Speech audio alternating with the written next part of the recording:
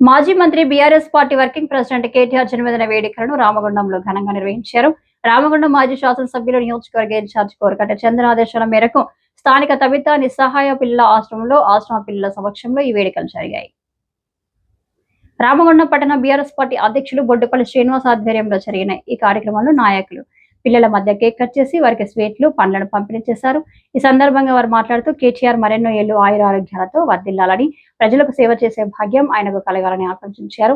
ఎంతో మంది నిస్సహాయ పిల్లల మధ్య జన్మదిన వేడుకలు జరుపుకోవడం ఎంతో సంతోషాన్ని ఇచ్చిందన్నారు. స్థానిక తబితా పిల్లల నిస్సహాయ ఆశ్రమంలో వారి యొక్క జన్మదిన వేడుకలు ఘనంగా నిర్వహించడం జరుగుతోంది.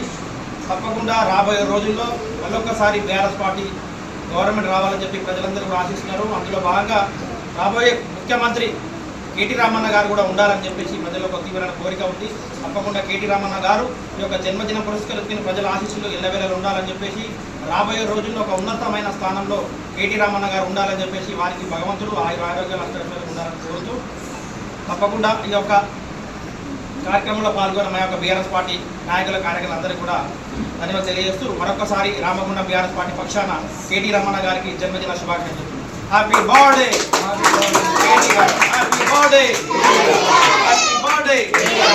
ఈ కార్యక్రమంలో బీఆర్ఎస్ నాయకులు కందర సత్తయ్య, మాడిశెట్టి రవి, కరివేద శ్రీనివాస్ రెడ్డి, ఎండి గౌస్ పాషా, మురుగురి మహేష్, మాచల నరేష్, తమ్మాడి శంకర్, ఖలీల్, మహమ్మద్ పాషా, యాదల్ల అర్జున్, నాగుల శివకుమార్, పర్నాద్ జస్వంత్, బొజ్జం శ్రీనివాస్, చోటు, కోడిపుంజల కోమల తదితరులు పాల్గొన్నారు.